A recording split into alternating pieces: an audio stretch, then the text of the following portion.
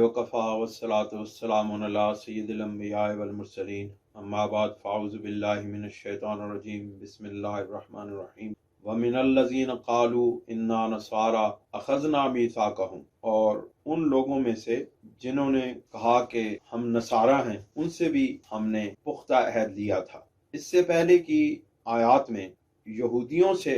वादा लेने का बयान हुआ और यहूदियों की उस वादा शिकनी और उसके नताइज का बयान हुआ। अब यहाँ पर हजरत ईसा अलैहिस्सलाम के मानने वालों यानी नसारा का बयान हो रहा है। जिस तरह अल्लाह ताला ने यहूदियों से सरवर दो आलम सल्लल्लाहु अलैहि वसल्लम की नबुव्वत और रिसालत पर ईमान लाने और आपके औसाफ हमीदा को लोगों तक पहुँचाने और तौरात के अंदर जो औसाफ सैयद कायनात सल्लल्लाहु अलैहि वसल्लम के बयान किए गए उनको लोगों तक पहुँचाने और उन पर ईमान लाने की जो ताकीद की गई थी, वो पैगाम हजरत मूसा अलैहिस्सलाम की उम्मत और गोया के तमाम बनी इसराइल तक पहुँचाने की जिम्मेदारी उन उलमाए बनी इसराइल के नाम थी। और उनकी ये जिम्मेदारी थी कि वो लोगों को सरवर दो आलम सल्लल्लाहु अलैहि वसल्लम की इस दुनिया में तशरीफ लाने और आपकी निशानियां बताने ताकि लोग आपको पहचान सकें की जिम्मेदारी उलमाए बनी इसराइल तक नस्ल दर नस्ल चलती आई। लेकिन जिस वक्त हजरत ईसा अलैहिस्सलाम का ज़हूर हुआ और आपके मानने वाले इस दुनिया में फैले, तो अल्लाह ताला ने बिल्कुल इसी तरह जिस तरह यहूदियों से या बनी इसराइल से हुजूर सरवर कौनैन सल्लल्लाहु अलैहि वसल्लम की ताबे फरमानी का अहद लिया था, बिल्कुल उसी तरह ईसाइयों से ये अहद लिया कि इंजील के अंदर जो हुजूर सरवर दो आलम सल्लल्लाहु अलैहि वसल्लम के वाज़े तौर पर निशानात और आपकी निशानियां और आपके मबूस होने और आपकी नबुव्वत और रिसालत के दलाइल और आपके औसाफ हमीदा, आपके अखलाक, आपकी सूरत, आपकी सीरत, वो तमाम बयानात इंजील के अंदर किए गए और उनको बड़े वाज़े आयात की सूरत में अल्लाह ताला ने हजरत ईसा अलैहिस्सलाम पर इंजील की किताब की सूरत में नाजिल किया। तो इसी तरह हजरत ईसा अलैहिस्सलाम के मानने वाले ईसाइयों और ईसाई उलमा पर यह पाबंदी आयद की गई थी और उनसे भी बजरिया हजरत ईसा अलैहिस्सलाम के वादा लिया गया। ये बात याद रखें कि इससे पहले भी जितनी उम्मतों से अहद लिए गए वो अहद उनके अंबिया अलैहिस्सलाम के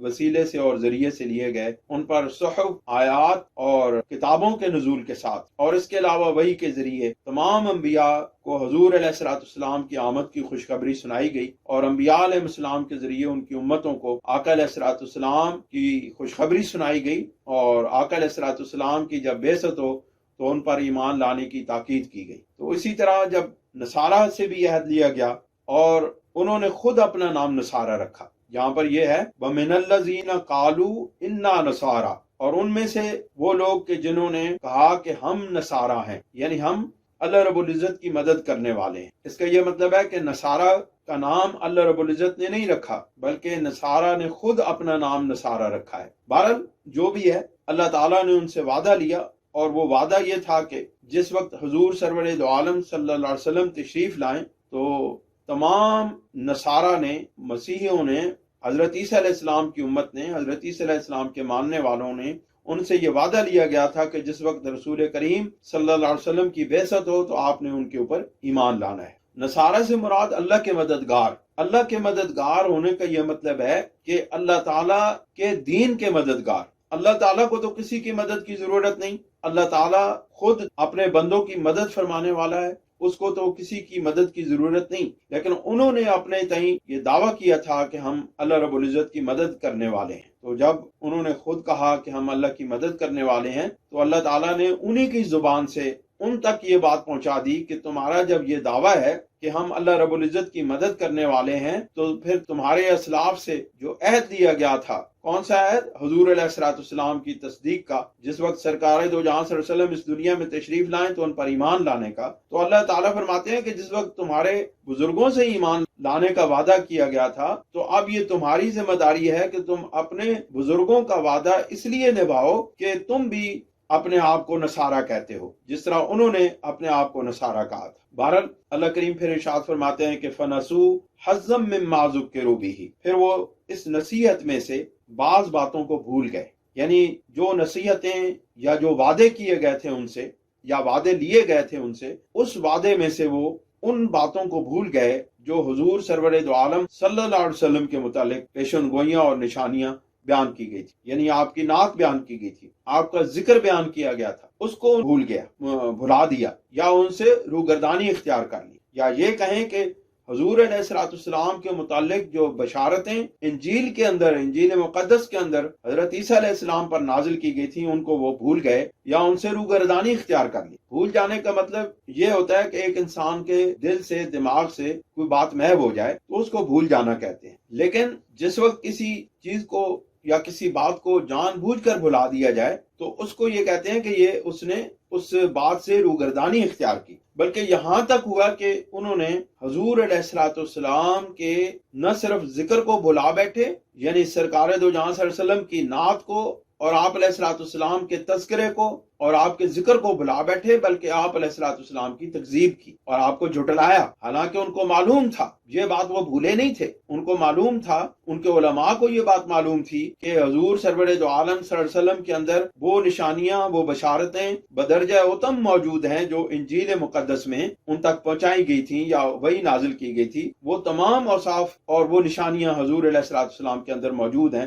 لیکن انہوں نے سرکار دو جہاں صلی اللہ علیہ وسلم کے ذکر کو اور آپ کی نعت سے روگردانی اختیار کی۔ اس لیے اللہ تعالیٰ نے ان سے کہا کہ فَنَسُوا حَظًّا مِّمَّا ذُكِرُوا، تو پھر اس کا نتیجہ کیا نکلا؟ فَأَغْرَيْنَا بَيْنَهُمُ الْعَدَاوَةَ وَالْبَغْضَاءَ إِلَى يَوْمِ الْقِيَامَةِ، پھر ہم نے ان کے اندر عداوت اور بغض یعنی دشمنی اور بغض قیامت تک ان کے ساتھ چپکا دیا۔ اس کا یہ مطلب ہے کہ جو لوگ حضور علیہ الصلوۃ والسلام کی نبوت اور رسالت اور آپ علیہ الصلوۃ والسلام کی شان اقدس اور آپ کے اوصاف و کمالات سے منہ پھیر لیتے ہیں اور روگردانی اختیار کرتے ہیں اور حضور علیہ الصلوۃ والسلام کی نعت کو اور آپ کے ذکر کو بھول جاتے ہیں، تو اس کا نتیجہ یہ نکلتا ہے کہ وہ قوم آپس میں فرقوں میں بٹ جاتی ہے اور ان کے درمیان بغض و نفرت اور دشمنی پھیل جاتی ہے جو ان کی قوت کو بکھیر دیتی ہے۔ اس کا مطلب ہے کہ ذکر رسالت، ذکر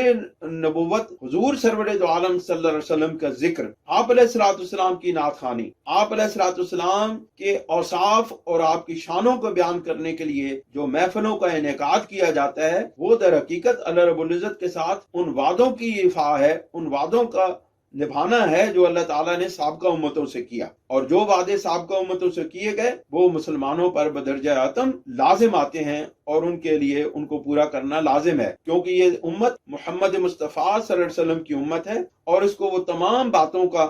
ان تمام شریعتوں کا مجموعہ قرآن مجید میں اللہ تعالیٰ نے اسلام کی صورت میں عطا فرمایا ہے۔ تو جو احکامات سابقہ امتوں پر نافذ تھے، ان میں سے جن کی تنسیخ نہیں کی گئی یا جن حکموں کو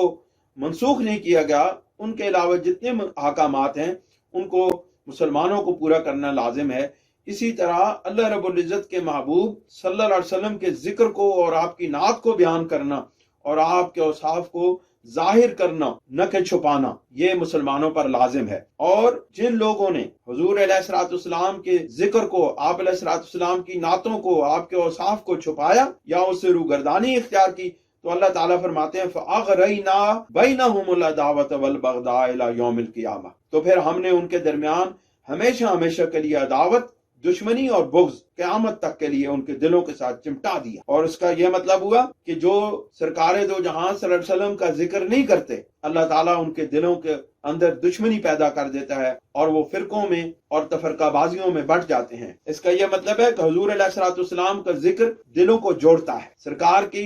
شان میں جو محفلیں منعقد کی جاتی ہیں، ان کا سب سے بڑا فائدہ یہ ہوتا ہے کہ وہ فرقہ بندیوں سے نجات عطا فرماتے ہیں اور وہ فرقہ بندیوں سے نجات کا سبب بنتی ہیں اور فرقوں میں بٹنے سے نجات دیتی ہیں اور دلوں کے اندر بغض کی بجائے محبت پیدا کرنے کا باعث بنتی ہیں۔ اس کا یہ مطلب ہے کہ حضور علیہ الصلوۃ والسلام کے ذکر کے لیے جو محفلیں منعقد کی جاتی ہیں وہ در حقیقت قرآن مجید کی ان آیات کی تابع فرمانی کے تحت منعقد کی جاتی ہیں۔ لہٰذا ہمارے بہت سارے دوست احباب جو ان محافل کو بدعت شمار کرتے ہیں اور بدعت کہتے ہیں، ان کو معلوم ہونا چاہیے کہ اللہ رب العزت تو ذکر مصطفیٰ کی تلقین کر رہے ہیں، اللہ رب العزت تو ذکر مصطفیٰ کو عام کرنے کی تلقین کر رہے ہیں، اللہ رب العزت تو اپنے محبوب کے ذکر کو، اپنے محبوب کے اوصاف کو، اپنے محبوب کے اخلاق کو لوگوں تک پہنچانے کی تلقین کر رہے ہیں، اور اس کا نقصان یہ بتا رہے ہیں کہ جو لوگ میرے محبوب علیہ الصلوۃ والسلام کا ذکر نہیں کرتے، جو میرے محبوب علیہ الصلوۃ والسلام کی اوصاف بیان نہیں کرتے، آپ کی نعتیں بیان نہیں کرتے، آپ کی شان بیان نہیں کرتے، آپ کی علو مرتبت بیان نہیں کرتے، تو ان کا نقصان یہ ہوتا ہے کہ ان کے دلوں کے اندر بغض پیدا کر دیتے۔ اس کا یہ مطلب ہے کہ رسول اللہ صلی اللہ علیہ وسلم کے نام پر برپا کی جانے والی محافل دلوں کو جوڑنے والی ہیں اور دلوں سے بغض و نفاق کو دور کرنے والی۔ اس لیے آپ نے دیکھا ہوگا کہ جب بھی جس محفل میں بھی سرکار دو جہاں صلی اللہ علیہ وسلم کی شان بیان کی جاتی ہے، آپ کا ذکر بیان کیا جاتا ہے، آپ کی شان اور آپ کی سیرت بیان کی جاتی ہے، وہ ذکر کی محفلیں دلوں کو جوڑ دیتی ہیں اور وہ اس وقت ایمان سے دلوں کو بھر دیتی ہیں اور ہر طرح کی تفریق سے نجات عطا فرماتی ہیں۔ اس لیے مسلمانوں کو چاہیے کہ اگر وہ لوگ چاہتے ہیں، اگر اہل ایمان یہ چاہتے ہیں کہ ان کے دلوں کے اندر ایک دوسرے کے ساتھ محبت پیدا ہو، ان کے دلوں میں ایک دوسرے کے ساتھ محبت پیدا ہو، مسلمانوں کے آپس میں ایک دوسرے کے ساتھ تعلق بنے، مسلمان ایک دوسرے کے ساتھ محبت کرنے لگے، مسلمان ان فرقہ بندیوں سے اور تفرقہ بازیوں سے نجات پا جائیں، تو ان کو چاہیے کہ وہ ذکر مصطفیٰ کی محفلوں کو عام کریں، حضور علیہ الصلوۃ والسلام کے ذکر کو عام کریں، آپ کی نعت خوانی کی محفلوں کو عام کریں۔ اور اگر ذکر رسول صلی اللہ علیہ وسلم سے روگردانی کے عمل کا ازالہ نہ کیا جائے تو یہ باہمی دشمنی اور بغض و عناد قیامت تک، نسلوں تک برقرار ہے۔ یہ بات یاد رکھیں، جس طرح اللہ تعالیٰ نے کہا الی یوم القیامہ، اس کا یہ مطلب ہے کہ یہ ایک مرتبہ کسی نے ذکر مصطفیٰ سے روگردانی اختیار کی، اگر وہ حضور علیہ الصلوۃ والسلام کی صفتوں کو بیان کرنے سے اس نے منہ پھیر لیا تو اس کی نسلیں برباد ہو جاتی ہیں اور وہ زہر اس کی نسلوں تک چلا جاتا ہے، کیونکہ جس وقت رسول اللہ صلی اللہ علیہ وسلم سے، آپ علیہ الصلوۃ والسلام کی ذات سے جس وقت مسلمان جدا ہو جاتے ہیں، الگ ہو جاتے ہیں، تو پھر ان کے کشتی کا کوئی سہارا نہیں ہوتا۔ وہ ان کی کشتی پھر جدھر لہریں ان کو لے جائیں ادھر ہی تھپیڑے کھاتی پھرتی ہیں اور ان کو کوئی کنارہ نہیں ملتا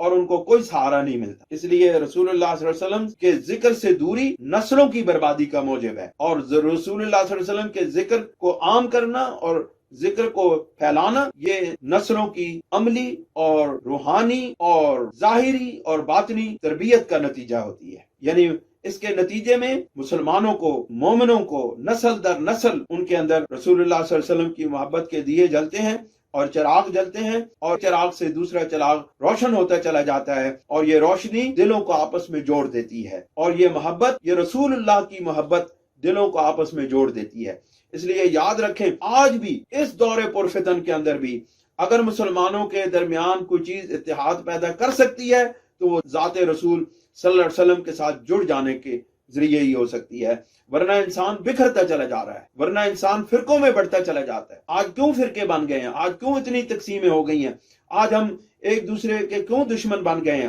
آج ایک کافر تو کافر، آج کل تو مسلمان ایک دوسرے کو کافر بنانے پر تلے ہوئے ہیں۔ اس کی وجہ یہ ہے کہ ہم ذکر مصطفیٰ سے دور ہو گئے۔ اور یہ ایک مظفر رضمی صاحب کا یہ شعر ہے، وہ حسب حال ہے، میں پڑھ کے سناتا ہوں آپ کو، کہ جس وقت ایک بندہ غلطی کرتا ہے تو اس کی نسلوں تک، یعنی ذکر رسول سے جو لوگ روگردانی اختیار کرتے ہیں تو ان کی نسلوں تک یہ سلسلہ چلتا چلا جاتا ہے۔ جس طرح یہ بات میں عرض کر رہا تھا کہ اگر رسول اللہ صلی اللہ علیہ وسلم کے ذکر کے ساتھ جڑا جائے تو آپس میں اتحاد اور محبت امت کے اندر پیدا ہوتا ہے، لیکن جس وقت رسول اللہ صلی اللہ علیہ وسلم سے کے ذکر سے دوری اختیار کی جائے تو انسان کے اندر نسلوں تک یہ زہر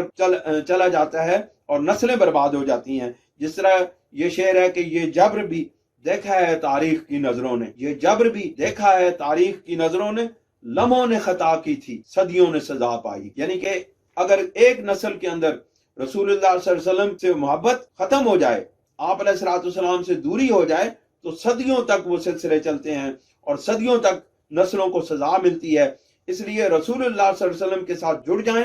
آقا علیہ الصلوۃ والسلام کا ذکر کو کبھی بدعت نہ سمجھیں، رسول اللہ کی ذات کے ذکر کو، آپ کے اوصاف کو بیان کرنا یہ قرآن اور سنت کی تعلیمات میں سے ہے۔ یہ قرآن کیوں بار بار کہتے ہیں کہ میرے محبوب کی اوصاف اور سنت، میرے محبوب کے ذکر کو بیان کرو؟ اس کا یہ مطلب ہے کہ یہ ذکر جو ہے یہ دلوں کو جوڑنے والا ہے، یہ ذکر جو ہے دلوں کے اندر محبت پیدا کرنے والا ہے، اور یہی واحد ذکر ہے جس کی بنیاد کے اوپر آج بھی امت ایک ہو سکتی ہے۔